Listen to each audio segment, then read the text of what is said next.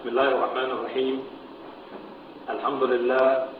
Alhamdulillah wa salatu wa salam ala Rasulillah wa ala alihi wa ashabihi wa man asanna bi sunnatihi wa man wala. In the name of Allah, the Merciful, may the peace and blessings of Allah be upon His Prophet Muhammad and on his family and his companions and all those who follow their way. After thanking Allah and starting in His name, beginning in the name of Allah, the Creator of the heavens and the earth, and after praising the Prophet Muhammad, of whom the Quran was revealed to, I then would like to thank you, the Muslims, those people who coordinated this effort here in Buffalo, my first time here that I can remember, for inviting me here to talk about this subject, of which is extremely important. But I have to be very frank. Unfortunately, I don't know how many people here are not Muslims. Unfortunately. So I need to ask the question, and if you didn't hear for lack of better words, the MC mentioned that we only wanted questions from the non-Muslims, that no Muslims were to ask questions, and please Muslims forgive us. But that's the policy that I'd like to try to stick to, and by traveling around the United States and the world, is that if the function is for the Muslims, for the non-Muslims, then the Muslims should refrain from asking any questions, because we have time set aside for the Muslims, and this time hopefully is set for the non-Muslims. But as I mentioned, unfortunately, I don't know who's not a Muslim and who's not. So if you're non-Muslim, so that I can feel a little bit more comfortable when I'm addressing the audience, please tell me by raising your hand if you are a non-Muslim. 1, 2, 3, 4, 5, 6. That's it? Okay. So these people, those 5 young men over there and this young lady over here will be, unless someone else comes, will be the only ones allowed to ask the question. They're the only ones. I'm not putting you on the spot. I see her laugh smiling over there. I'm not trying to put you on the spot. But this is for you. This is not for the Muslims. The Muslims already know who their Creator is. We want to inform and apprise those people whom we believe are not familiar of whom their Creator is. And this question was a question that was posed to me approximately 29 years ago. Maybe a little bit longer than that. Some of you are probably looking at me now and you're saying, 29 years ago? That was a long time ago. He was maybe, is he 29 years old?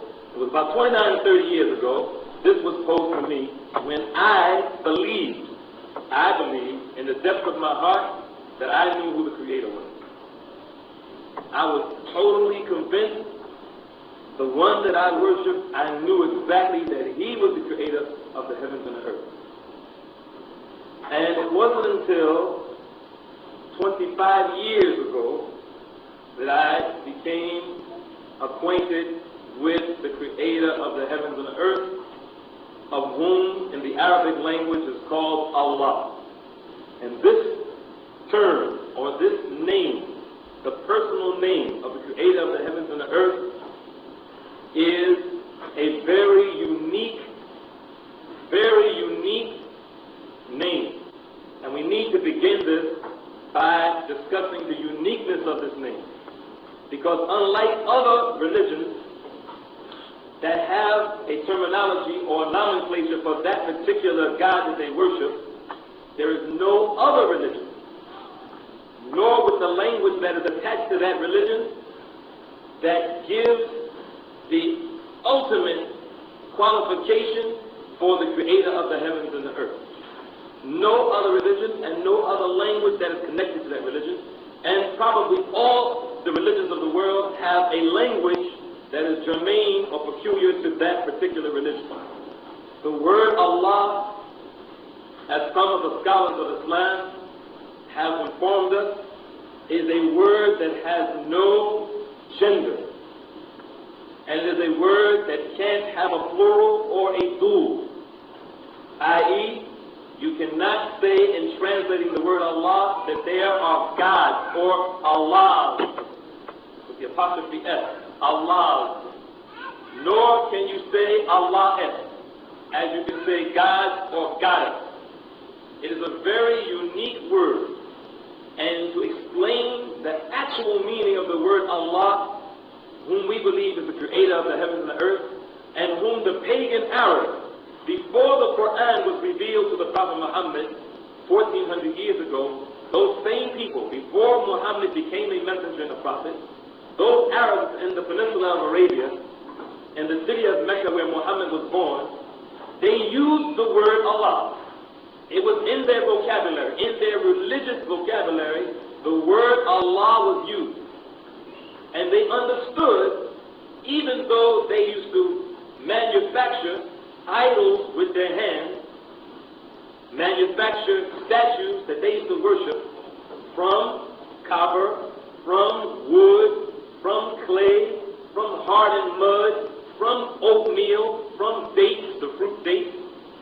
They still believe, for lack of better words, the chief God, the creator of the heavens and the earth, over all of those gods that they manufactured with their hands, and in sometimes when they were on their caravans and their journeys to go from one place to Syria or other places, when they got hungry, they used to take their gods that they made out of oatmeal or dates and eat them.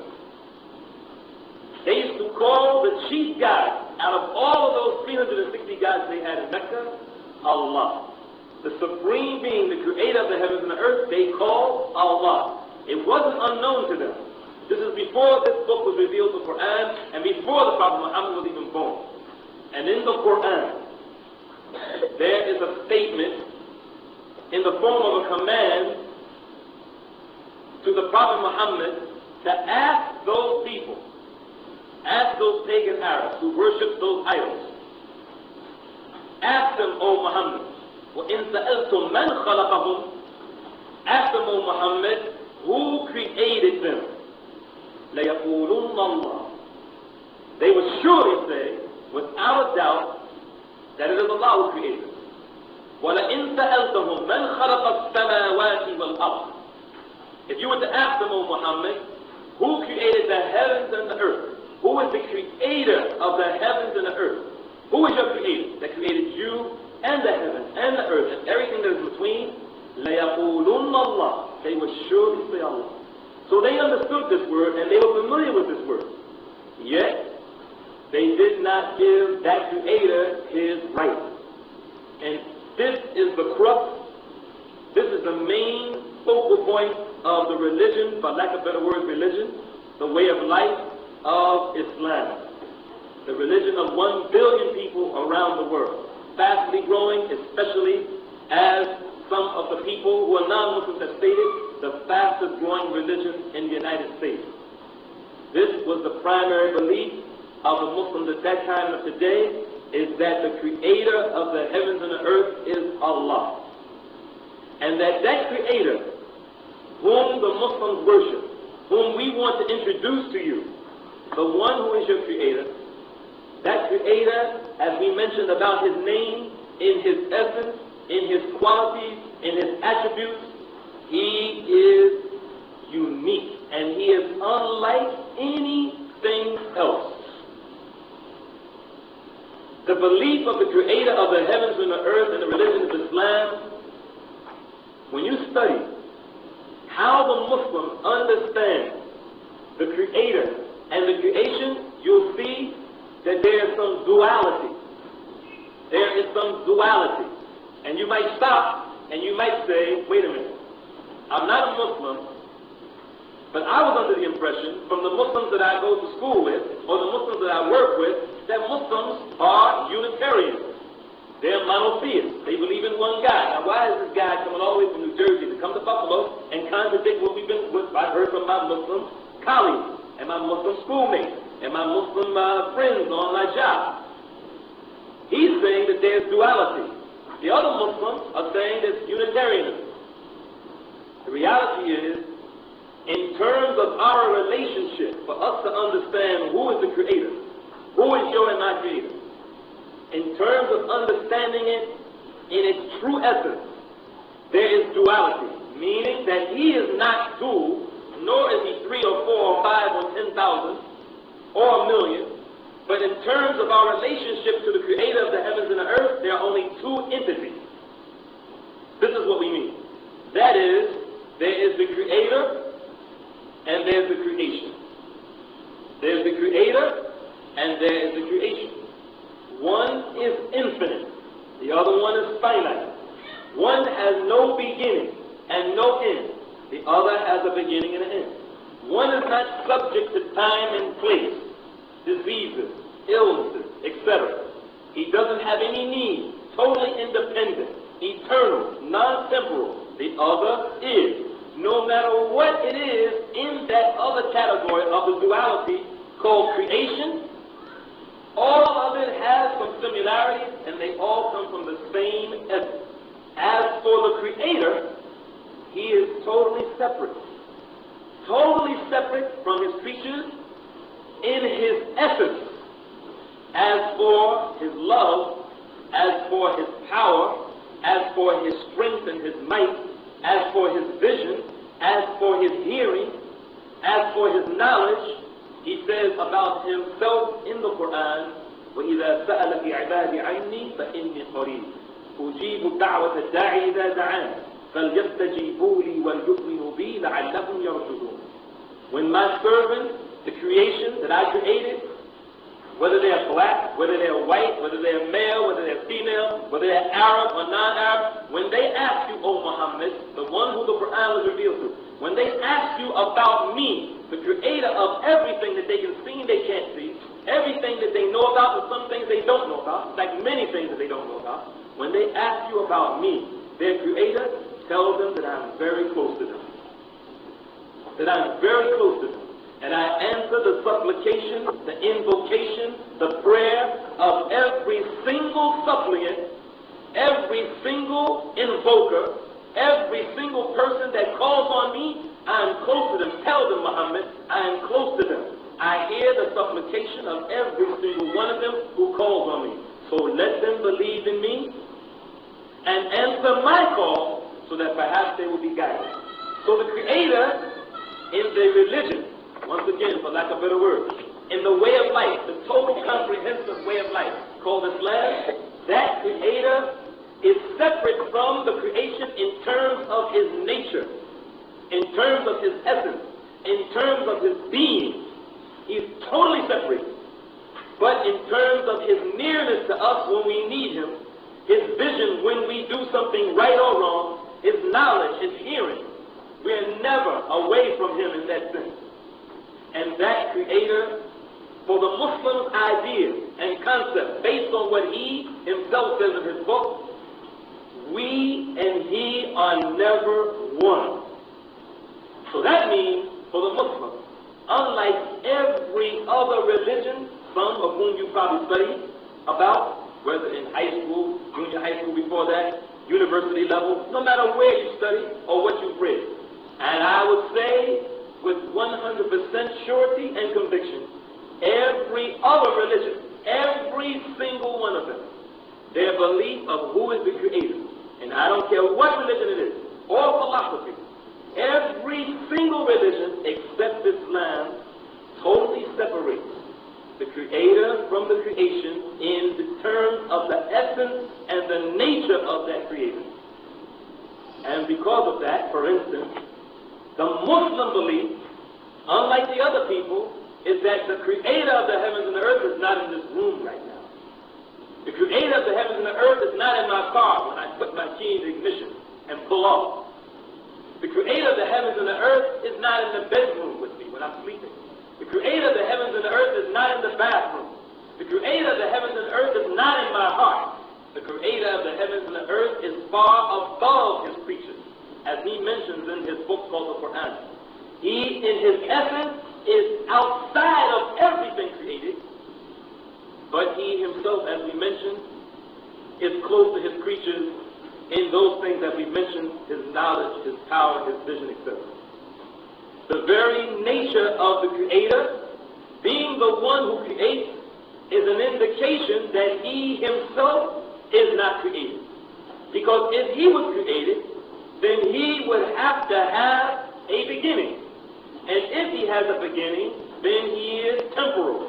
And if he is temporal, that means he has to sustain himself from something outside of himself.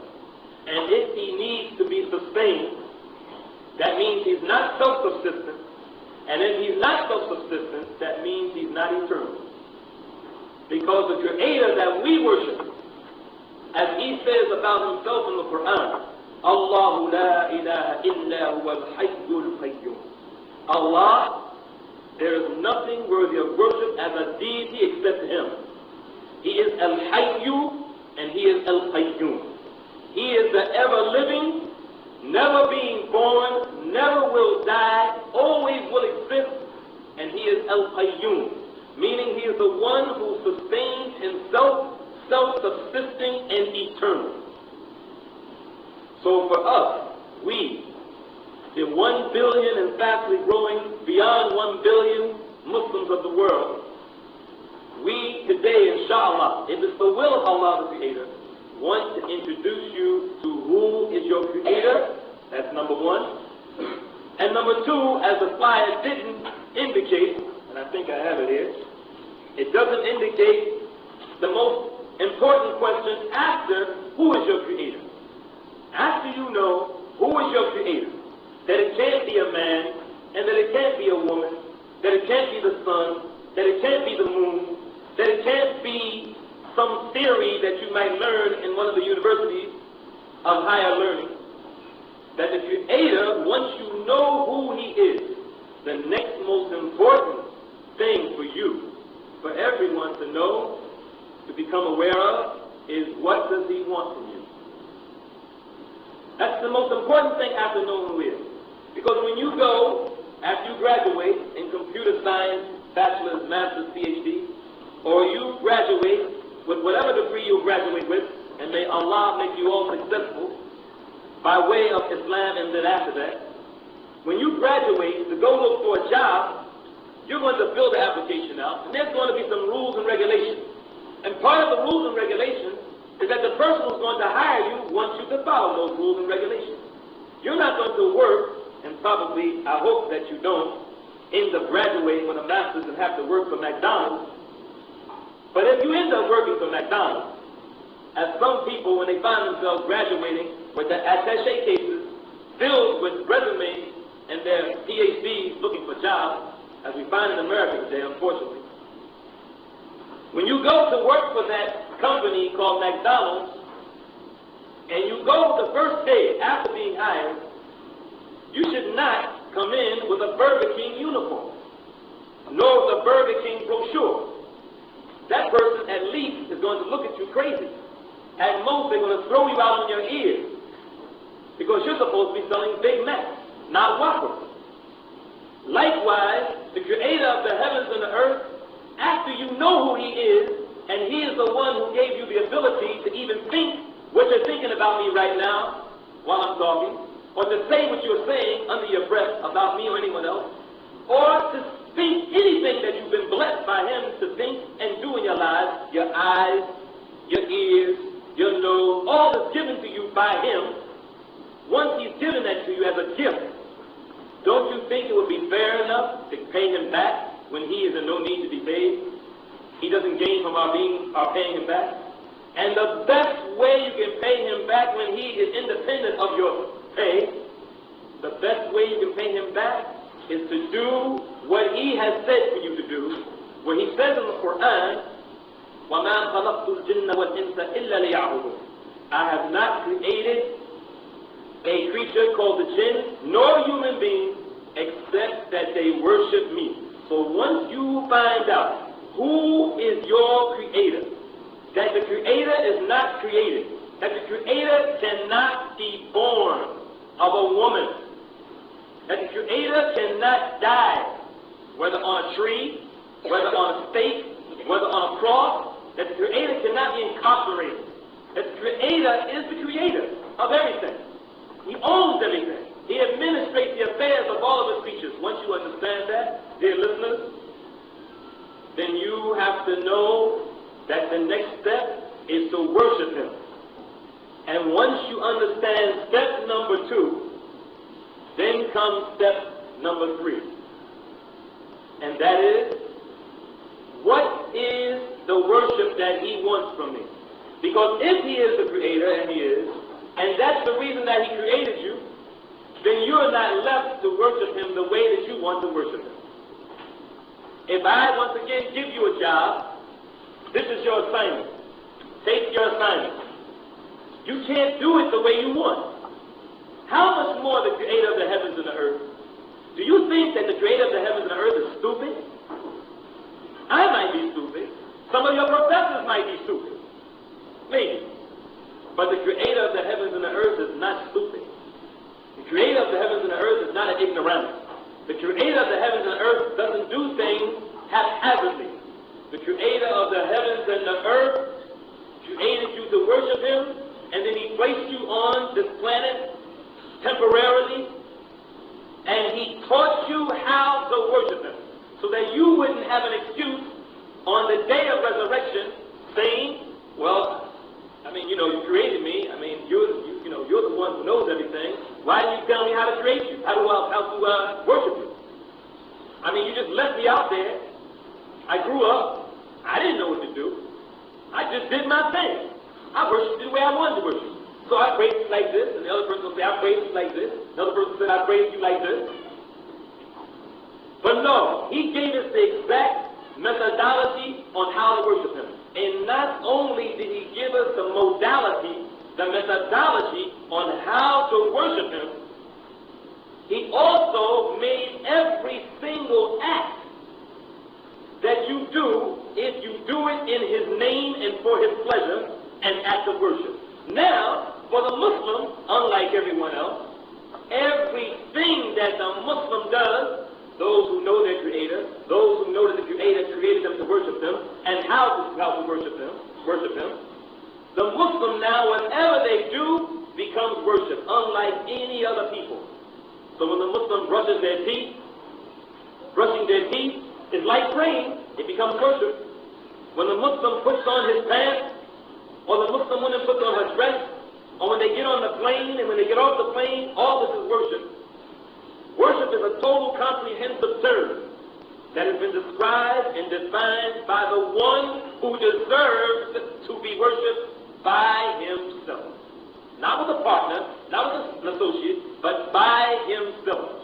So, he taught us that he is our creator. He taught us that he is the only one that should be worshipped. He taught us how to worship him, and then he didn't leave us hanging like I might do to you. He not only taught us how to worship him, he sent revelation to guide us in every single affair. My dear listeners that are non-Muslims, there's not one affair that is left out in this Quran. He didn't leave out anything whatsoever. There's nothing right now, and I challenge you. And this is a respectful challenge, not a boasting challenge. I'm not bragging, but I challenge you to bring any issue that is germane to the human life in society. Every single issue, every problem, every plague is answered in the Quran. And then after he did that, he didn't leave us hanging again.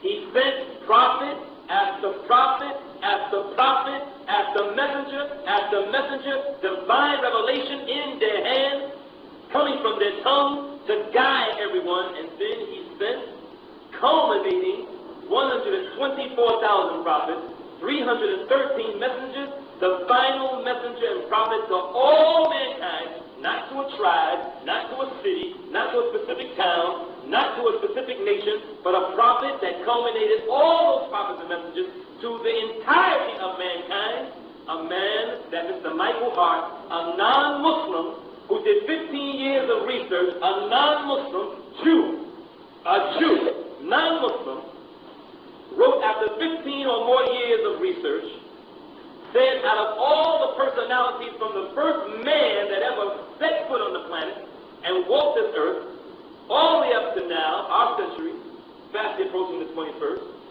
he said in his humble estimation, called the most 100 influential men in history, at the top of the list, number one, the man who Allah sent to guide you and me was Muhammad.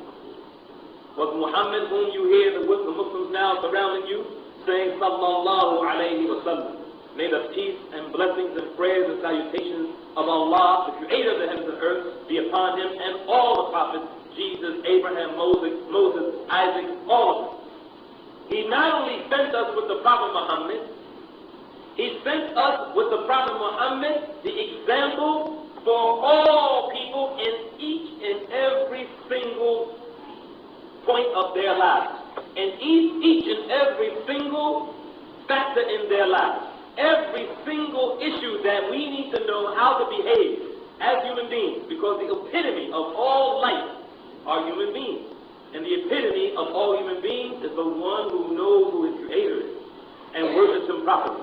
So in the life of Muhammad, we see clearly our duty to the Lord of the world, the Creator of the heavens and the earth, the owner of everything, the administrator of all our affairs. We see it in this humble life of the Prophet Muhammad, a man whom before he even became a prophet, the pagan Arabs who worship those idols that are dates and oatmeal, they themselves admitted for 40 years before Muhammad became a prophet, the one who taught you and me who is our Lord, for 40 years they never knew him to be a liar.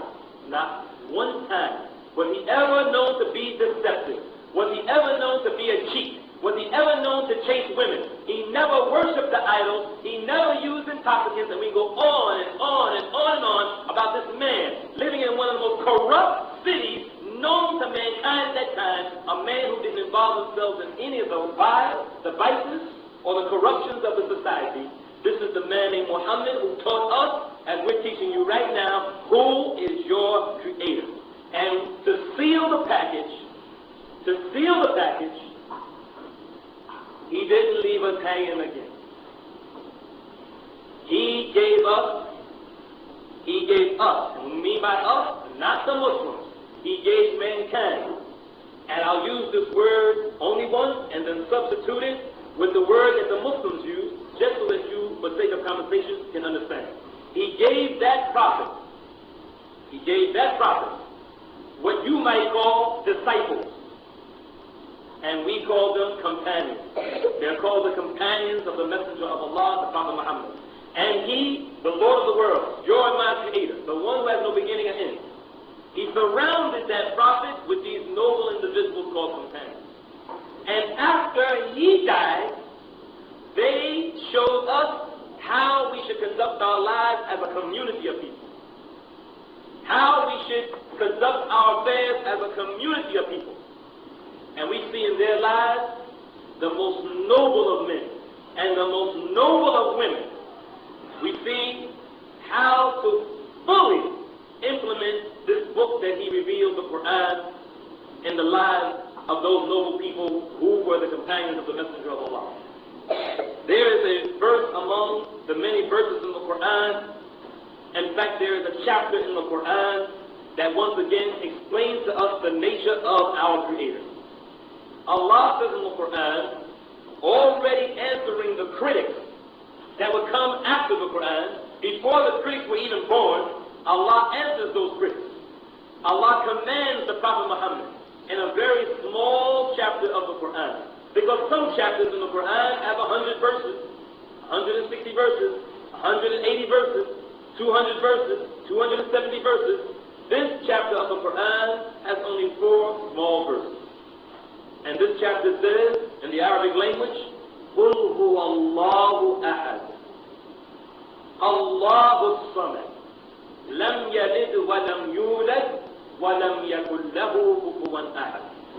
Say to them, O Muhammad, say to the Jews, say to the Christians, say to the Hindus, say to the Buddhists, say to the Taoists, say to the Confucianists, say to everyone of mankind, Allah is unique.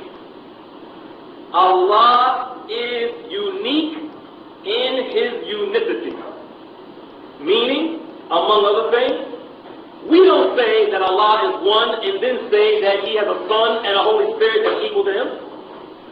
That is out of the vocabulary of the Muslims who understand that the nature of Allah, the Creator, is unique. Say Allah is unique. In His unicity. Say Allah is unique. In His unicity. Meaning He is absolutely, unequivocally one. No matter how you look at it. He doesn't have a co-partner in creation. No one is an associate with him as the owner of all this. No one assists him or aids him in administrating the affairs of the creatures. No one will tell him, we want to make it snow today. Okay, no, but I want to make it rain today. Oh, I want to send down hail. No, he does all of this by himself. And then the next verse out of the 4, after saying, commanding us to say that he is unique in his unicity, Allahu Samad. And Allahu Samad, this means that Allah is the one that cannot be divided. He is indivisible. As we say in America about the United States.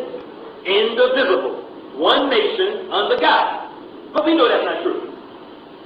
But the supreme being, the creator of the heavens and the earth, is in fact a Samad. He is indivisible. He can't be broken up into parts. So there's no God over there like the Hindus have that takes care of this thing.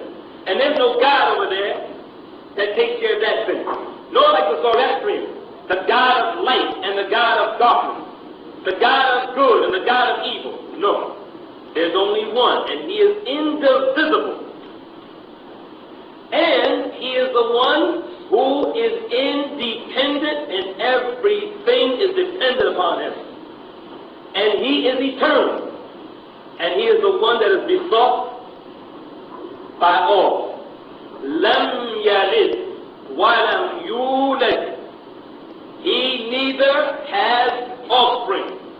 He neither begets, nor was he born, nor was he begotten. This is the nature of the creator of the heavens and the earth. He didn't come from the womb of a woman, nor did he come from some celestial body in the sky, nor did he come from the earth. He has no origin. Nothing comes from him, nor does he come from something. And I repeat, for the eyebrows that I just saw go up, nothing comes from him, nor does he come from something. I'll say it again, it's not the slip of a tongue. Nothing comes from him, nor does he come from something. What do we mean by nothing comes from him? Meaning, there's not a piece of him that comes from him into something else. No, he is the creator of everything, and he creates everything from nothingness. That's the difference between us and him, and there are many differences. That he creates from nothingness. And lastly, in this noble chapter, وَلَمْ يَكُنْ لَهُ كُفُوًا أَحَدٌ. And there is nothing, absolutely nothing, that can be compared to him. There's nothing, absolutely nothing, that can be compared to him. I remember in my 12 years working in corrections, in state corrections, for New York State Corrections, and then New Jersey State Corrections, and then Maryland State Corrections. I remember walking into the warden's office in Maryland Penitentiary where I used to work, and the secretary for that warden was a very, for lack of a better word, seemingly religious woman. In fact, the Protestant chaplain that I shared an office with, who was my senior in terms of responsibility, she was a member of his congregation. And behind her desk, she had a piece of paper. In fact, I wanted to bring it, but I forgot it, and may Allah suffice me with this. There was a piece of paper that she had behind her on the wall, and it says at the top, God is light, ellipsis. God is light, ellipsis. And it had a whole list of things. God is light, G-E. He brings good things to light. God is like Scotch brand tape. Even though you can't see it, you know it's there. God is like Coca-Cola. He's the real thing. God is like this. God is like that. God is like this. For the Muslim, this is blasphemy. For the Muslim, this is heresy. For the Muslim, this is unthinkable that a Muslim would even fix their mouth to say something like this. Why? وَلَمْ يَكُنْ لَهُ كُفُوًا أَحَدٌ. Because there's nothing compared to him, and there's nothing like him. You cannot bring the creator of the heavens and the earth, in his sublimity, in his tremendous nature, in his magnificence, in his glory, down to such a filthy, nefarious, anthropomorphic, humanistic state. It's not permissible to make the creator of the heavens and the earth like his creatures, to compare the creator of the heavens and the earth like his creatures or with his creatures. You can't say that the love of God for his creatures is like the love of a mother for her daughter. You can't say that, not for the Muslims, because the Muslims respect him the highest way that he should be respected. And we only give him names and attributes that he himself gives to himself. Because no one, even in his creatures, among his creatures, no one sitting here would like for this person that you're listening to say something about you that is not true. Even if it's true, you wouldn't want me to say it if it was something bad. That's backbiting. How much more slander? People go to court every day in America winning huge sums of money for slander. What do you think the creator of the heavens and the earth, how do you think it is with the creator of the heavens and the earth that you slander him? That you call him things, or attribute things to him, or qualify him, or give him characteristics of things that he didn't attribute, qualify, or characterize himself by. Like saying he has a son. Like saying he has a mother. The creator of the heavens and the earth has a mother? I'm going to stop right now, maybe for a few seconds, and let you ponder upon that statement. That the creator of the heavens and the earth came from the womb of a woman, placenta, afterbirth, all the stuff all over the baby. Just think about that statement.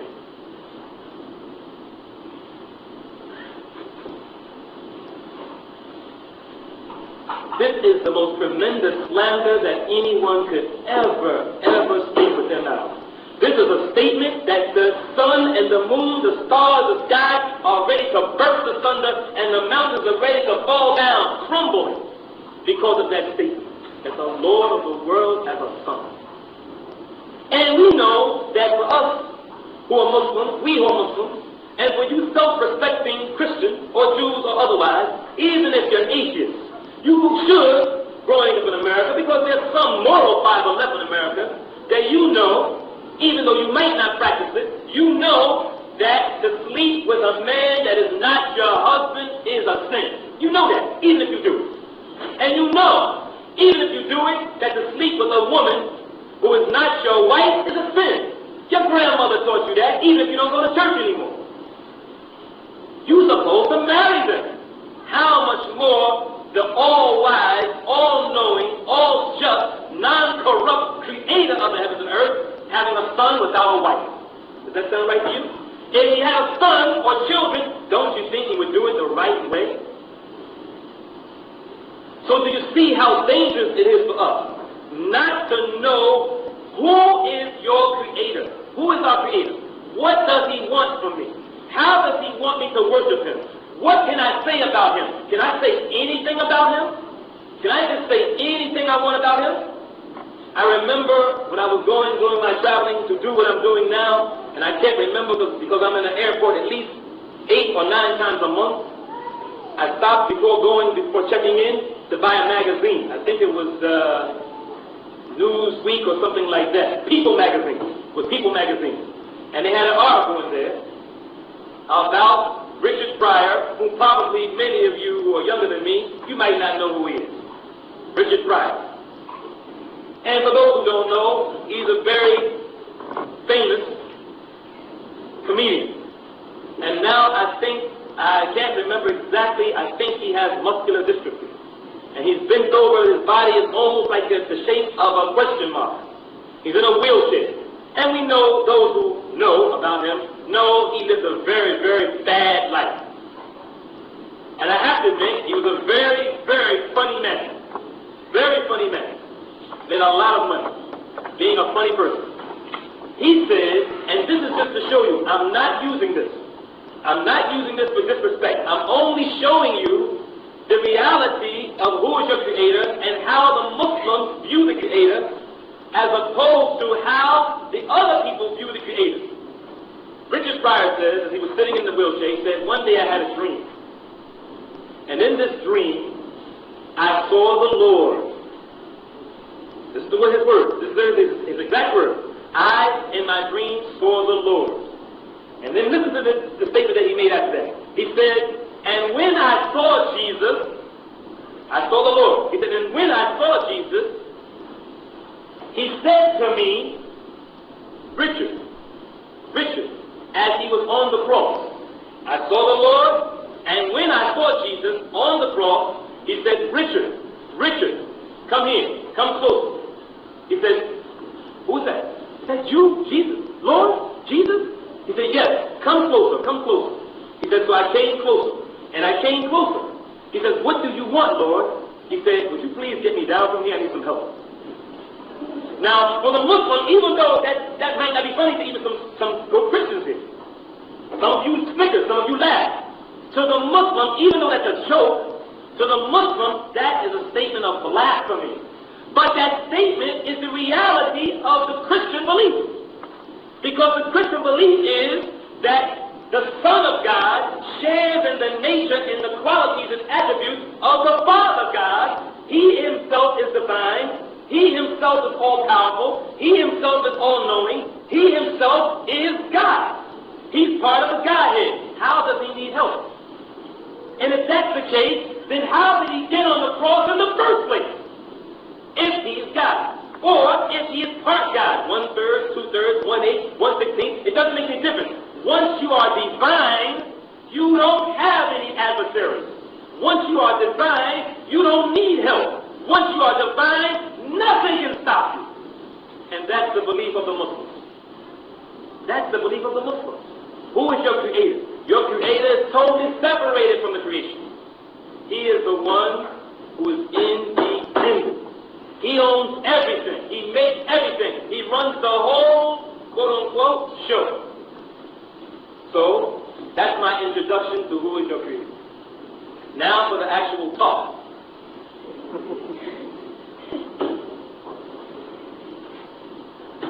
That's a joke. Not as good as Richard Pryor, but that's a joke. I don't like to talk contrary to popular belief. I don't like to talk a long time. I actually would like to have some questions, and for those Muslims who came late, we are requesting from you with a strong request, in fact, no, I'm going to tell you the truth. We're making it wajib on you. You can't ask any questions. No Muslim can ask any questions. All right? This is only for the non-Muslims. All right? This is only for the non-Muslims. And there's some reasons why I do this. And if you like, because literally your salvation depends on this. Literally, your salvation depends on this. Knowing who is your Creator, worshiping Him in a manner that He wants you to worship Him, so that you may receive eternal bliss and not receive eternal damnation, being one of the denizens of the hellfire. So with that, we'd like to ask the non-Muslims, and don't you Muslims be sneaky and try to fake like they're non-Muslims. For the Prophet ﷺ, now speaking to the Muslims, said, "Man ghashana falaysa minna." Whoever deceives us is not of us. All right? So if there are any non-Muslims, it looks like we lost a few over there. Some left. If there are any non-Muslims from the men over here or from the young lady over here that has any questions pertaining to the topic, and I don't want to be disrespectful, but please don't ask me why do the Muslim women dress the way they dress, and don't ask me why Muslims don't eat pork, or why a Muslim can have more than one wife, or what happened with the World Trade Center bombing. Only ask about who is your Creator or what we presented today. Okay? Or any of the things that we mentioned inside the talk. And if that is completed, if there are no questions, then maybe some of you might be happy. We'll end it here. And some of you might be sad, maybe the minority of you, I don't know. So we'll ask some questions. Yes. A good biography to read about the Prophet Muhammad, and this might infuriate some Muslims here, probably the safest one. The safest one, you would probably have to put two books together. The safest one, I would say, is a book, and I'm only saying this because it's small, it's succinct, it's easy to carry, it's not bulky. It's called The Benefactor. The Benefactor. I would say that would be the best book. A book called The Benefactor. And if you allow me, I can give you my email address. You can contact me, inshallah, with the will of Allah, and I'll tell you where you can find us. If there's no one here who has it, and probably many of the Muslims here are probably saying, I never heard of this book before. Because probably they would think I would say, The Sealed Nectar, or The Life of Muhammad, or something like this. But this is the book that I recommend, because when dealing with non-Muslims, I try to give literature that is very succinct, very easy to carry, small, it's not bulky, not a whole lot of dialogue and talk, something that gets straight to the point. As for the book that you can learn about the pillars of Islam, that book is called The Pillars of Faith. It's written by a man named Jafar Sheikh Idris. And that book is distributed, I think, by the Islamic Teaching Center in Indianapolis, Indiana, I believe. The Pillars of Faith by Jafar, J-A-F-A-R, Sheikh Idris, I-D-R-I-S. Jafar, J-A-F-A-R, Idris, I-D, as in David, R-I-S. That book is the book that I've been using for a long time, at least a decade now, in introducing Islam to non-Muslims.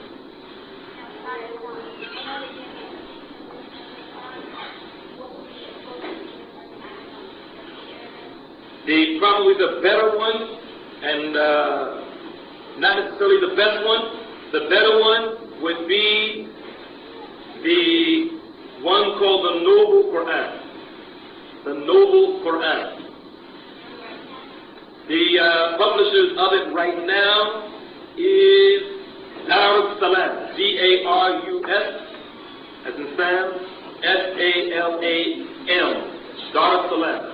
But if you get in contact with some of the Muslims here, there's some publications, and you'll find some advertisements inside some of these newspapers and periodicals, and you'll find it. It's all over the place. You can order it, or you might be able to get it from one of the Muslim sisters here.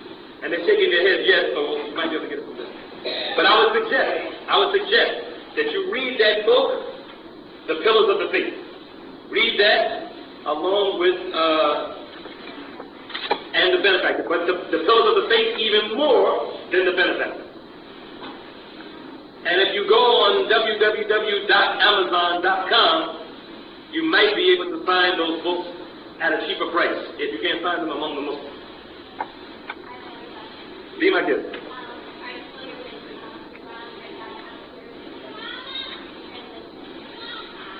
By whom? Oh, yeah. Yeah. I don't like... You don't like it either, huh? Why don't you like it? I'll tell you why I don't like it.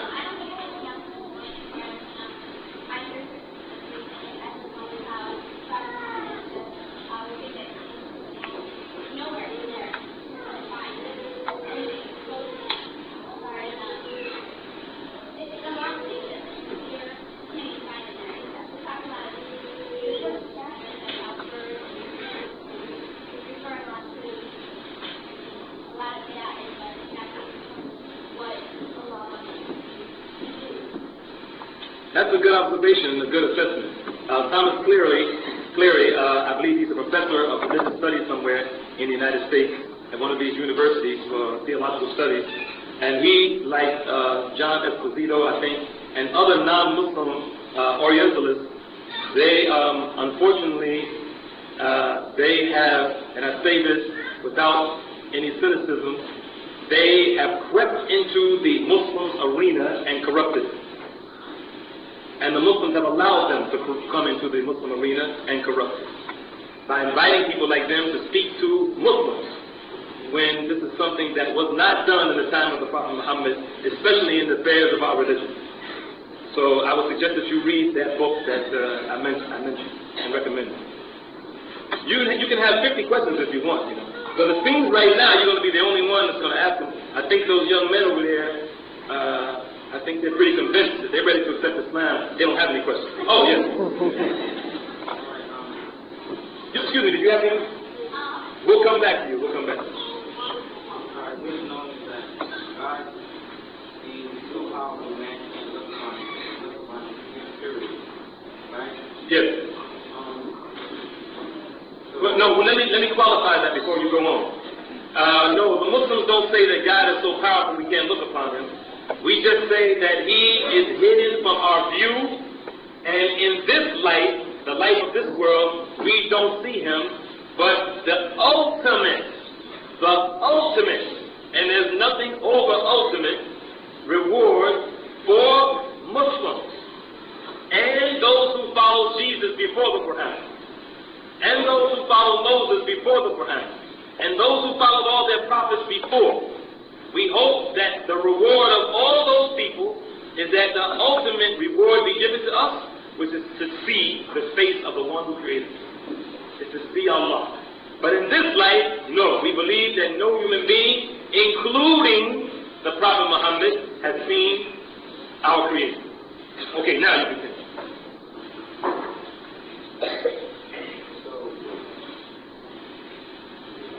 What is possible for man not to die?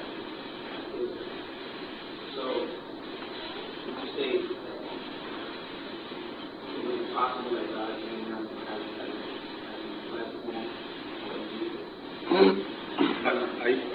I'm going to let you finish before I... I mean, I'm trying to bring this to as best as I can. All right.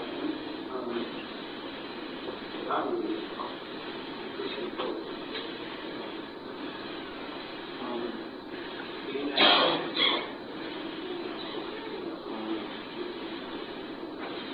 Is it possible I can help you? Is it possible I can help you when you answer your question? I think I might be able to help you because you're sitting in my seat. That is, this is the question that I asked 29 years ago. Sitting in a seat just like this. Right? We the Muslims don't say that it's impossible for the Lord of the world to do anything. He can do anything he wants, at any time he wants, any way, modality he wants. We believe just like you. But what separates us, between us and you, is that we don't believe that even though everything is possible for him, that he will do something that is in contradiction to his sublime, holy, tremendous nature. For instance, it would not be imaginable, it would not be thinkable that the Pope, not a Pope, the Pope of Rome would come into this room and give a talk on Catholicism and then start breakdancing or doing some gangster rap. We would not know. I'm a Muslim. I would not expect sitting in this chair to see the president. I can use the president of the United States. Let me speak to the Pope. Let me speak to the Pope. Because if I say him, then I have to bring 10 stars too. I would not expect the Pope to start doing something like the Fugees. You know who the Fugees are, right? You know what the Fugees are. You do? No. Right? I would not expect him to do, Busta Rhymes. I wouldn't expect the Pope to do that. Right? Why? It's because that's not befitting the office and the nature of the Pope.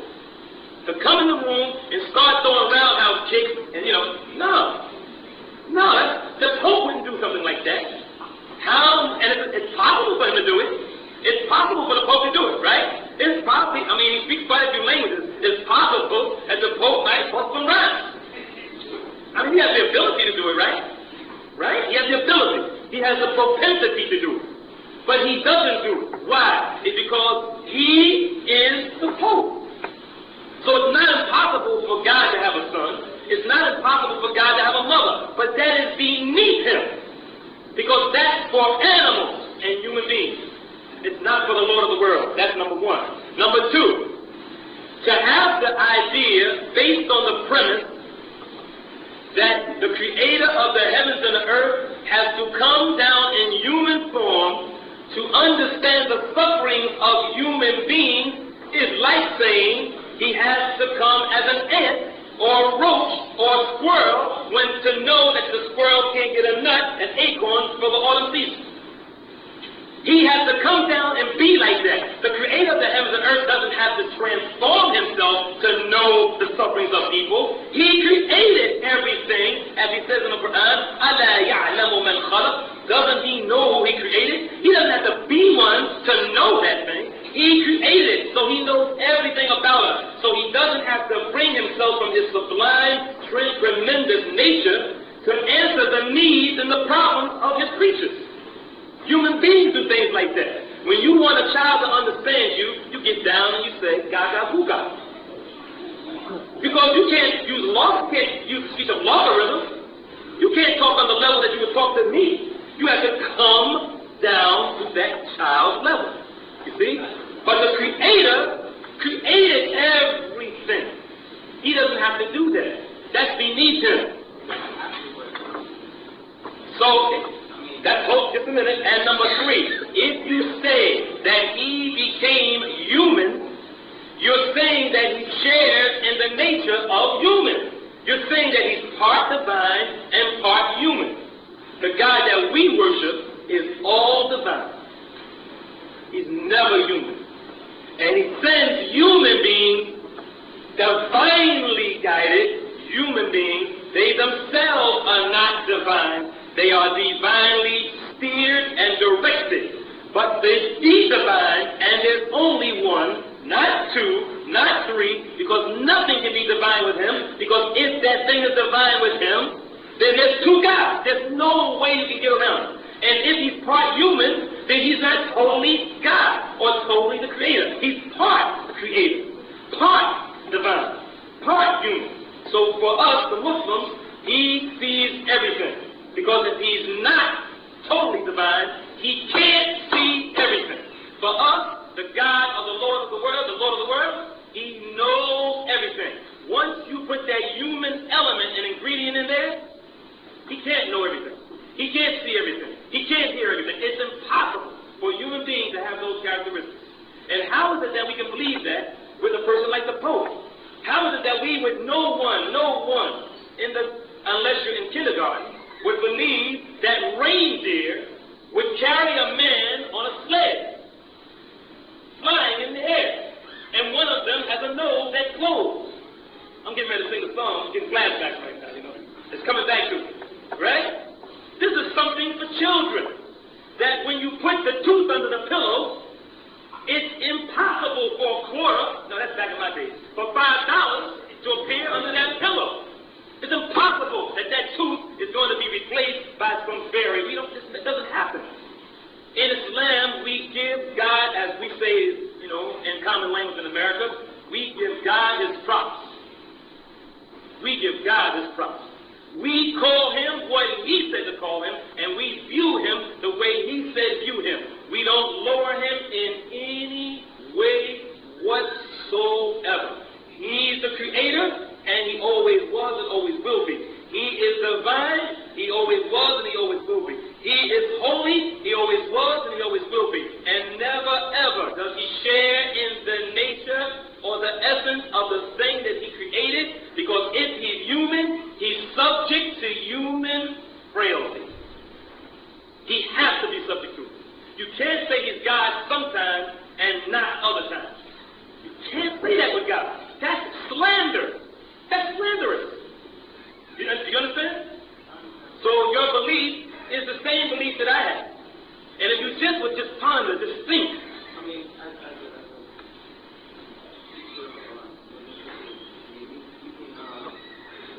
I'm not, I wouldn't be able to say my favorite is what I would say, so I just can't, be on that level. Not saying that it's competition.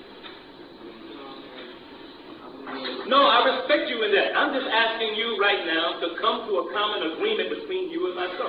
That we're going to worship, you and I want you to come to a common agreement between me and you. My brother, you're my brother in humanity. You haven't reached the level of being my brother in faith yet. You're my brother in humanity. We're both brothers in the human family. All right? I'm asking you, no, I'm begging you to come, and anyone else who's non-Muslim, to come to a common agreement between myself and you that, number one, we will not worship anything except one God. And that we, number two, will not ascribe any partners or associates with him. That he is the one that deserves to be worshipped by himself. Not with a son or uncle or mother or father or co-associate. By himself. When we say one, we don't mean three. When we say one, we don't mean two. When we say one, we don't mean 360. When we say one, we don't mean a million. We mean one. And that one is by himself. He's divine, we're not. That's what we're asking you to come to an agreement with us. If we can establish that foundation, now we can build the house. Foundation is that. That he is one. He's the only one deserves to be worshipped. He has no partners. There's no one holy except him. There's no one divine except him. There's no one that's all kind except him. There's no one that's all beneficent except him. There's no one that's all compassion except him. There's no one that inflicts eternal retribution except him. There's no one that's all powerful except him. There's no one that is holy except him. There's no one that will be here after everything else is gone except him. That's the God that we worship. And that's what we are inviting you to come and worship with us, because that's what he created you to do, to worship him. Now, you can struggle with it in your mind because of what your mother, your father, your teacher, your pastor, your minister taught you. You can struggle with it. I know how I was in your seat. I'm telling you, this is just not something I do with, rhetoric. I might get paid or not paid and walk out and go back home. No, I feel what you feel. You say, now, I feel you. I feel you, because I was there. I was in the junior ministry on my way to the seminary, and I struggled in Washington, D.C. on a school trip, my junior year in high school, on my way to be a Christian minister in the Pentecostal church. And I went into a mosque when everybody else, for some strange reason, went towards the Washington Monument. I went into this mosque as a Christian. And I struggled with that man when he was saying what you were saying now, and I was saying what you were saying. I struggled with that man. I should say I was saying it. I was struggling with that man, trying to argue with him. But there wasn't one verse of the Bible that substantiated my beliefs. It was all belief. There was nothing that I could use as a proof from the Old to the New Testament. There was nothing that I could use in the entire Bible that could be a proof that the creator of the heavens and the earth should be worshipped along with someone else. Because there's no verse in the Bible that says that Jesus said, worship me, or that I'm God. So where's the but is the rectification.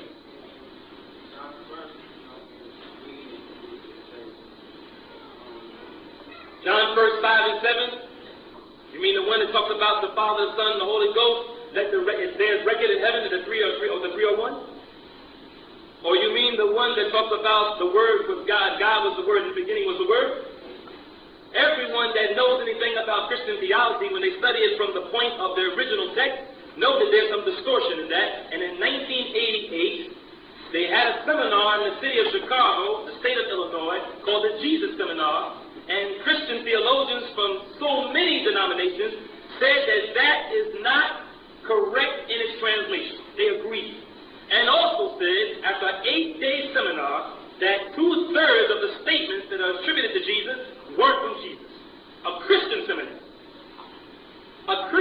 Seminar called Jesus Seminar. They themselves agree. Not the Muslims, they agree that 2/3 or more of the statements that are attributed to Jesus were not the actual statements of Jesus. So I know it's a struggle. I know it's a struggle. I know it's a struggle, because this is something that's rooted in you. This is something that is deeply seated in you. This is something that you are going to probably, if you don't come to this realization, teach your children. And you're going to be responsible for teaching your children that God is human and divine at the same time. And your grandchildren, if they taught by your children, and your great-grands and your great-great-grands, you're going to be responsible for that, as your mother was responsible for teaching you that.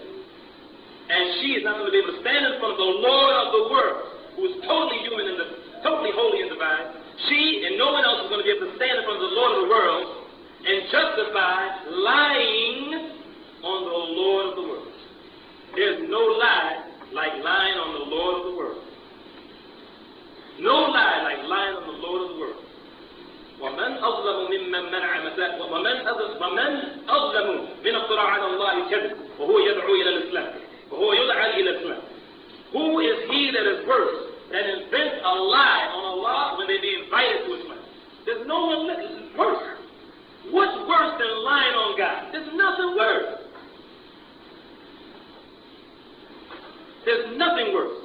So the best thing to do is to contemplate deeply, is to think deeply, is to reflect deeply on the creation. The sun, the moon, the stars. The sun, 93 million miles away from the planet Earth, the highest known substance to man. Out of all the substances that heat, the highest known to man. What human being, brother, can put that in the sky? You think a human can do that?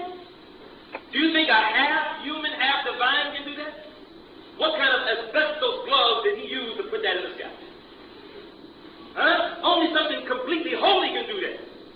Anything that has humanistic qualities can't do that. You have one iota of humanism in you, of humanistic qualities. You have one iota of frailty. It's impossible for God to be human and divine at the same time. It's impossible. It's impossible. Because once you say that, you say he has a beginning. If you say he's part human, he has a beginning. And you yourself say he's the Alpha and the Omega. If he's the Alpha and the Omega, he can't be born. Don't you agree? Don't you agree? I didn't hear you. If he's the Alpha and the Omega, he can't be born. Is that right? So where did December 25th come from? Huh? It's just a belief, right? I gotta believe it. Why? As Allah says in the Quran. As Allah says in the Quran. When it is said to them, إذا قيل لهم اتبعوا ما أنزل الله قالوا بل نتبع ما ألقينا عليه آباءنا. When it is said to them, follow that which has been revealed to you from your Lord, they say, nah, we follow what our fathers follow. Follow that which has been revealed to you from your Lord. Don't add anything to the scriptures. Don't take anything away from the scriptures.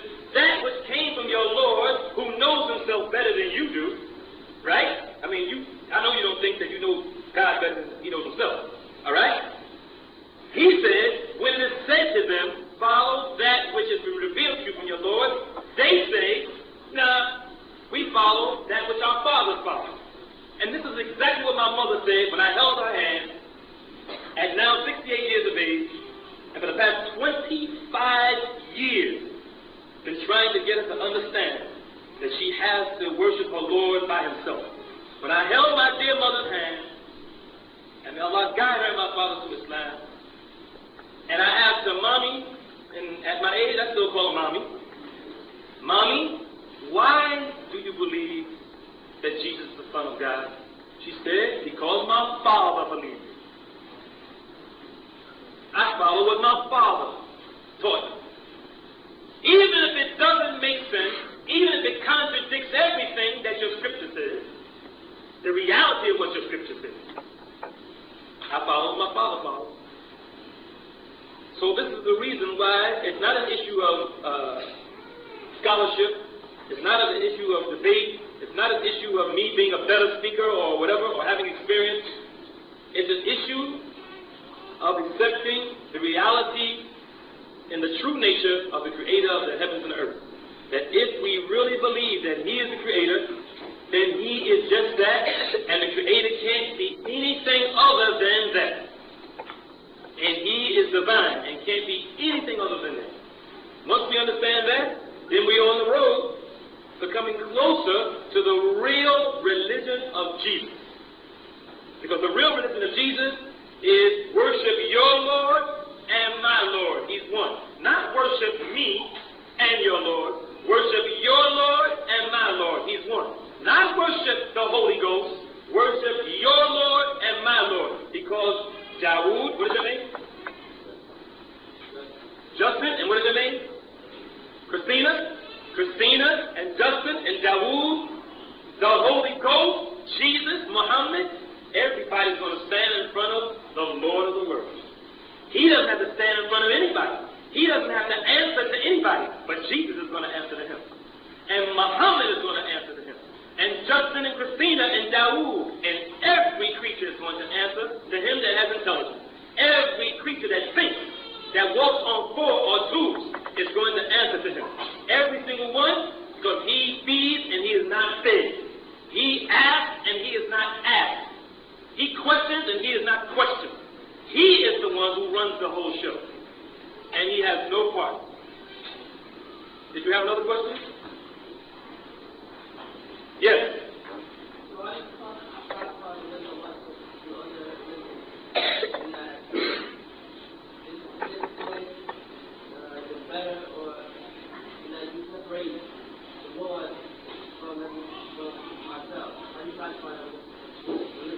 I really don't understand what you're saying. Do you think that the Muslim religion is better than any other religion because they separate God? Like Christianity and all other religions, they bring God to themselves. Do you believe that Muslim is better because it separates God from us? We're not here to talk about who is better as people. The subject is not who is better, Muslims or Christians. The subject is, do we agree that there should be only one that is worshipped? That's the question. I'm a human being. I make mistakes. Just because I'm a Muslim, that doesn't mean I don't commit sin. The issue is not us as people. The issue is the Lord of the world, because you're going to die. And you might die today. You might die in the next hour. You might die in the next minute. Don't think because you're 21 or 23 or 24 that you're not going to die. You're going to die. The issue that is important for you when you die is not that the Muslim was better than the Christian or the Christian was better than the Muslim. That's not going to be an issue.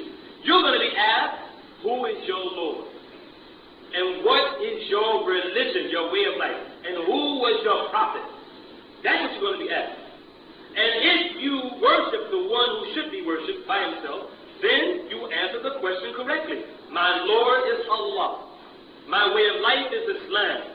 My prophet was Muhammad. But if you don't, and you just deal with the obvious things about Islam and Muslims, what you see that might be some misgivings, you may have some misgivings about, or might be some shortcomings about the Muslims, which is not the criterion for worshiping God. The Muslims are not the criteria for worshiping your Lord. Because when you go to him, even if you're a twin or a triplet coming out of your mother's womb, you're going to stand in front of him by yourself. And you're going to stand in front of him by yourself. And if you don't answer those questions properly, then what he says in his book is going to happen. It's going to happen forever. There's going to be no ceasing of it. It's going to happen forever. And Jesus, on that day, is going to deny everything that you lied on him about. He's going to say, I never, ever called them to worship me. Never did I say I was the Son of God. Take me and my mother as God beside you. I said what you told me to say. And of course, we know he said what the Creator told him to say because he was a prophet. He was a messenger. He was a slave of Allah. He was the Messiah. It would be unimaginable that Jesus would lie, like some of us do, on God. So he's going to deny himself. I'm totally exonerated. No, they said that. I didn't say I was the Son of God. They lied on him. They made it up. In your name, check that out. Not Clinton's name. Not in Starr's name. Not in the name of some country. They lied on you in your name. That's serious. That's real serious. At least if you're going to do something wrong, do it in the name of something else. You know how some guys, you know, in the mafia, when they go through their dirt, they take their crosses off, you know. And then as they finish getting that big cargo of cocaine in to destroy the humankind, then they go to the church.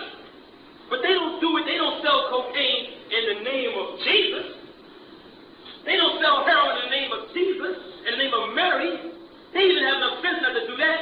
But here's people who are lying on God in his name, attributing things to him that he didn't do. That's serious. And we're going to die, and we're going to answer for everything that we did. And the biggest, highest, most tremendous of all those things is our giving the Lord of the world his rights. Everything has rights. Your mother has rights. My mother has rights. My mother's a Pentecostal Christian. My father's an agnostic. I swear by the Lord of the world. If my mother was a lesbian, if my father was a homosexual, I would still give him and her their rights. As a Muslim, I'm commanded to do that. Even if they were homosexuals and lesbians and atheists to put on top of that, crack selling, Johnny Walker Red drinking, dope, whatever, you put everything, bank robbing, whatever, all crimes of man. I still will give them their respect because they have rights. My wife has rights. The husband has rights. Children have rights. The animals have rights. The ecology has rights. The trees, the sun, the moon, roaches have rights. They have the right to be killed by rain. Everything has rights. And the Lord of the world has rights.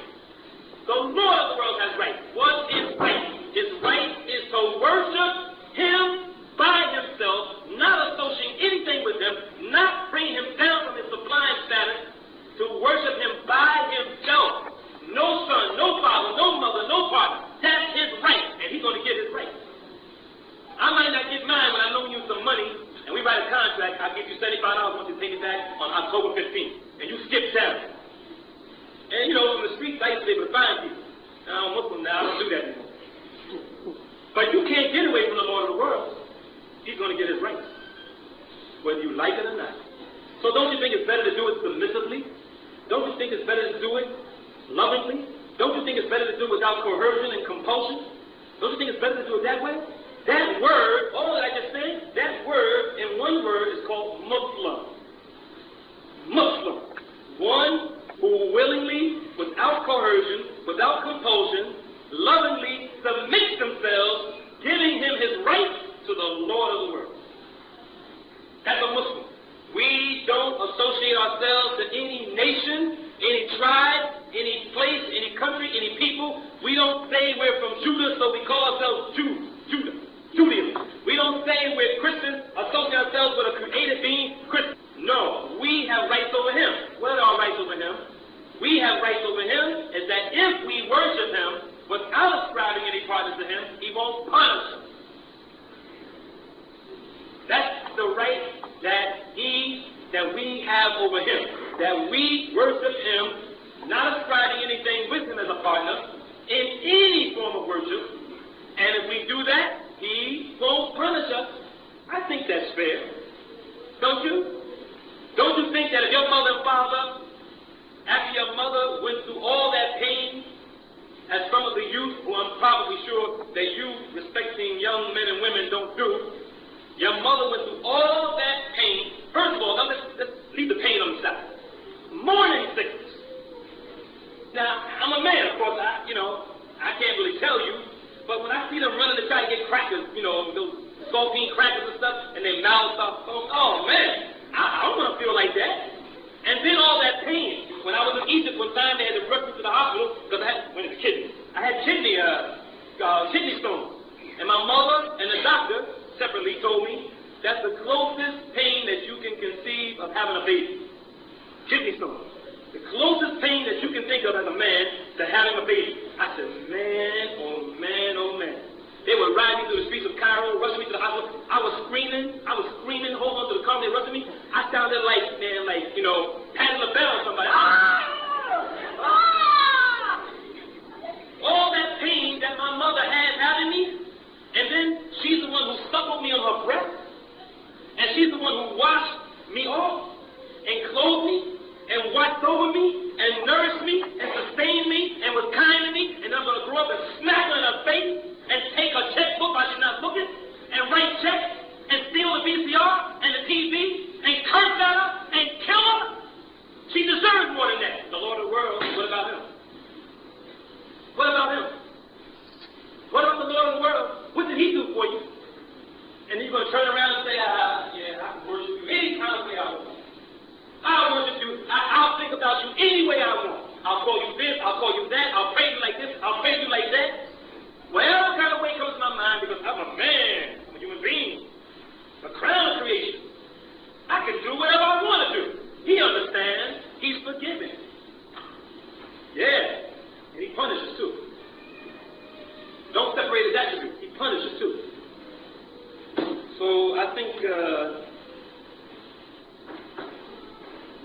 it's pretty clear, but every man is going to stand on his own. Women too. Everyone's going to stand on their own. And we just hope and pray to Allah that you are guided to not a cult, not guided to a sect, not guided to some organization, not guided to some misguided people, that you are guided to the oneness and the uniqueness of the Lord of the world, whose personal name is Allah, and that you worship Him and resign and submit yourself to Him without coercion and compulsion before the soul is taken from your body, because for surety it's going to be taken out. Do not in the morning time expect to see the evening, and do not in the evening expect to see the morning. So if that's it, after all that screaming and hollering, and jumping around like the Pope wouldn't do. No more questions? Christina? You want to read a little bit more, or you want to accept Islam now and then read?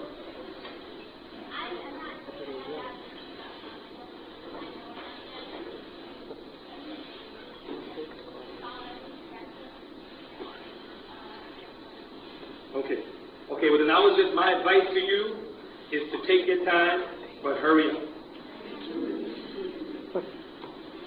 Yes.